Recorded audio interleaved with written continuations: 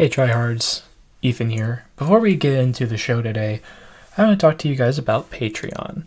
Patreon is a donation service, a monthly subscription service where you donate money to me to support the show, to support the growth of it, whether that means merchandise or more podcasts or other things of that nature. And I would really appreciate if you guys would be willing and able to give just a little bit of whatever extra money you may have. Because while the show will always be free for everyone to listen, the way to make it isn't.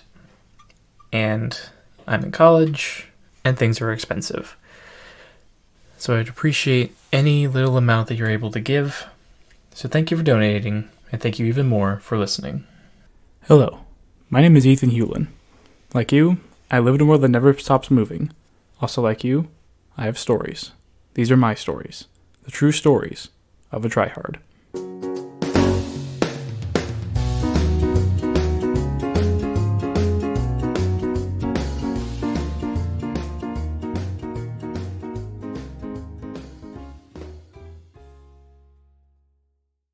Welcome back to True Stories of a Tryhard. I am Ethan Hewlin, and this week, it's a very special week because I am doing double uploads for this week. This is the first of 2 episodes that I'll be doing on coping mechanisms. Be sure to check out the follow-up to this that will also be posted today. So, that being said, let's get right into it. Because of the times we live in, and I hate that I have to bring that up a lot, we are dealing with a unhealthy amount of stress on a daily basis. And as a result, a lot of us have turned to several things to help us get through the hard times. So let's talk about it. People get through hard times in a bunch of various ways that are varying levels of effective and destructive, and these things are called coping mechanisms. I'm sure you have yours, I have mine, and we'll get into that in a little bit. But this first episode is mainly going to be talking about a broad range of coping mechanisms and how they can affect you. I have an article in front of me from the Cleveland Clinic. I can put it in the show notes. That's going to go over a few of the coping mechanisms that I'm going to be describing. Started things off nice and easy. We've got quality sleep. Now, I love sleep just as much as the next guy, and let me tell you, I can't get enough of it.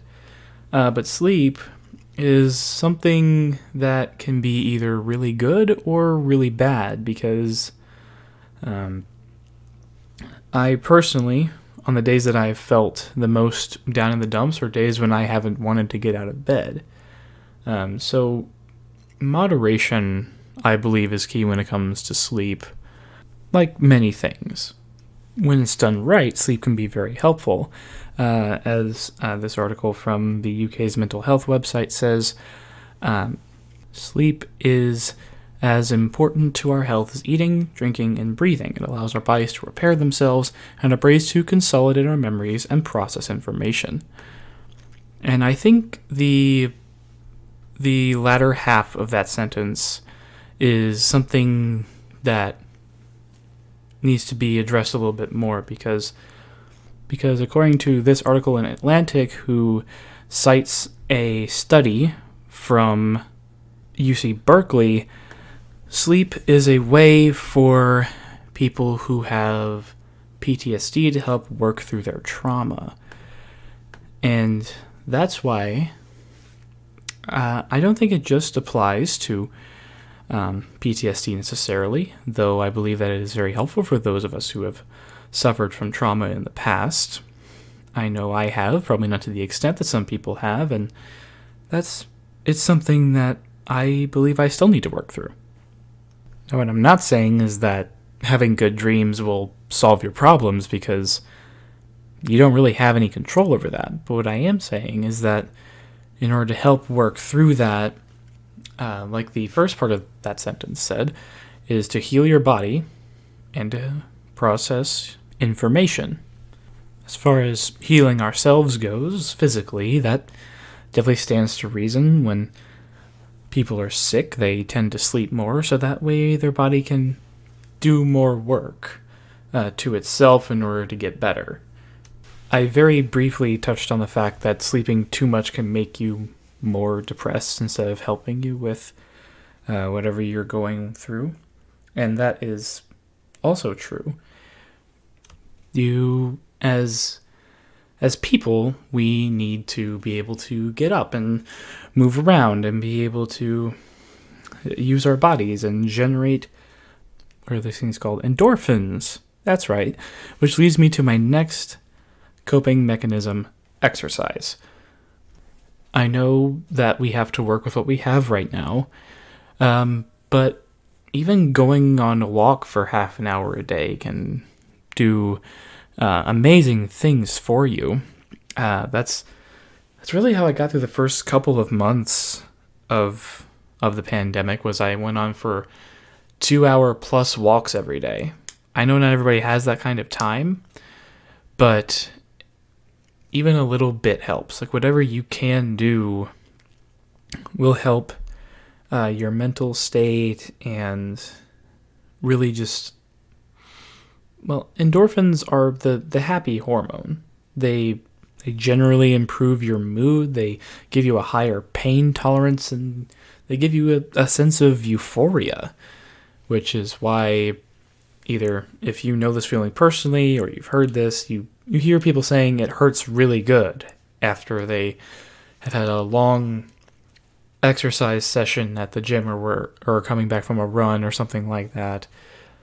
That's the good hurt, is those endorphins. Because sure, yeah, you are in pain, but you're also getting the benefits of those endorphins.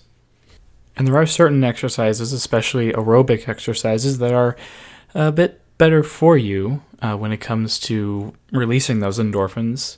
Things like biking, dancing, gardening, golf, jogging, tennis, swimming, walking, yard work, and yoga. Yes, those are in alphabetical order. I am reading off of a list. Going back to my example, I went on really long walks. They kind of turned into hikes just based on the terrain that I was going on. But it gave me, it gave me time to listen to podcasts, which is a gift in and of itself because I wasn't driving anywhere. And it also gave me time to think, time to process things, and time to be one with nature. And nature is another thing that I'm not going to quite get into quite yet because I have other plans for that.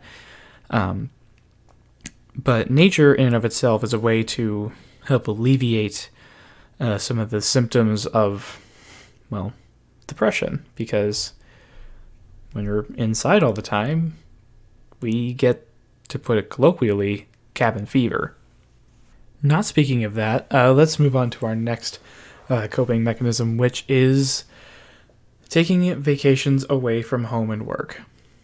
Now, again, like I said, that's kind of difficult at the present time, but there are other ways that you can get away from home and work, which is why I decided to do those hikes every day during those first couple of months, and after that I substituted it with other things, but in the end it all served the same purpose of getting me away from things that were stressing me out and, in a way, providing me with healthy isolation.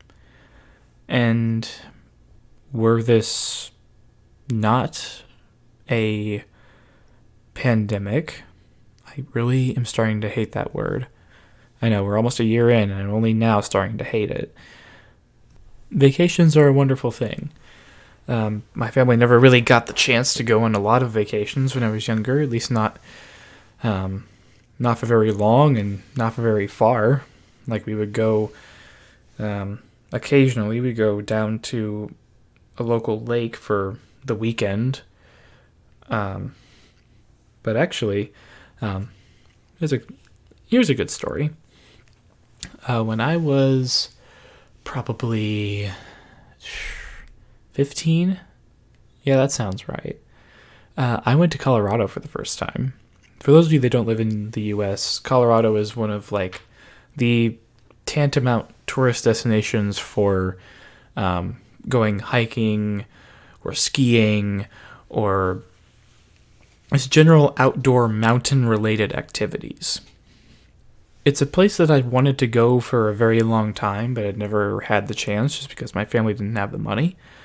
But one summer, my grandparents decided to take basically my mom's whole side of the family to Colorado for a week, which was super fun. I got to do one of my favorite things in the world, hike, as I mentioned earlier, in Rocky Mountain National Park with my uncle and, well, with the rest of the family, but some of them don't care for the outdoors as much as me. But that's still one of my favorite memories I have of going on vacation because it really kind of separated me from all the things I had going on back home, which, looking back, were nowhere near as many as there are now. But even at 15 years old, there were still things that were weighing on me. And having the ability to separate myself from that was a very powerful experience. Something else that's helpful is taking brief rest periods during the day to relax. Now, I don't know if you listener are like me, but I am someone who likes to get everything done all at the same time. And that can lead to very long nights and very intense, in my case, study sessions, where I try to cram everything into my head at the same time, usually yields mixed results. I know, it's something I need to work on. And having the ability to break those periods up over time is something that has been very helpful. It's been something I've been very intentional about. It's a sort of reset button, you could say, by, for those of you that practice meditation, it's a way to center yourself. Getting away from things that are stressing you out, things that you need to do, and just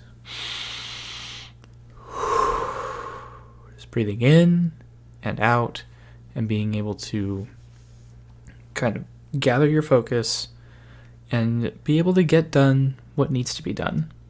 Now, I will come clean and say that most of the time my breaks involve from me switching from doing one thing on a screen to doing something else on the same screen, which probably isn't as helpful as it could be. But in my experience, it has been at least somewhat helpful, though other things like getting up and walking around for a bit or talking to people, those are all things that have been proven to be helpful when recentering yourself. My mom operates on the 50-10 rule, where she does 50 minutes of work and then takes a 10-minute break in order to calm herself down. That's something that I probably should do, but honestly, it's going to take a lot of convincing for my brain to adjust to that, and I'll probably have to update you all on that if I see any progress in that regard, but it's an admirable goal to strive for, that is for sure. You can also create kind of a carrot and stick mentality for yourself to prompt yourself to take a break, like being able to get a snack or being able to reward yourself with time on YouTube. That's what I do. And that really enables me to kind of not necessarily power through it, though it definitely feels like that sometimes, to be able to get through whatever I'm doing so that way I can do what I want to do in just a little bit longer. And when you see the process as little chunks as opposed to one giant thing that you have to get through all within a certain amount of time, that is something that, at least for me, calms my anxiety and makes it seem a bit easier. It's like, oh, I can do this. It's like when I was in high school and I was in a class that I didn't want to be in, I would say, okay, it's 40 more minutes left. That's 20 minutes 2 times. 10 minutes 4 times. 5 minutes 8 times. And breaking that down into more manageable chunks makes it seem like I just gotta get through one chunk at a time.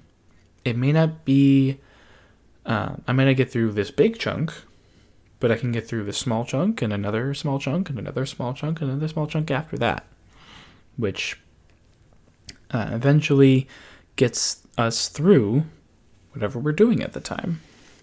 Listeners, this is where I'm going to stop with part 1. Go ahead and check out part 2. It should already be up, where I discuss some more of the coping mechanisms and go into a little bit more detail about how they've affected me personally. So, that being said, thank you for listening to this episode of True Stories of a Tryhard. You can find me on Instagram at ethan.t.hewlin. You can find the podcast on Twitter and Instagram at True Stories Pod.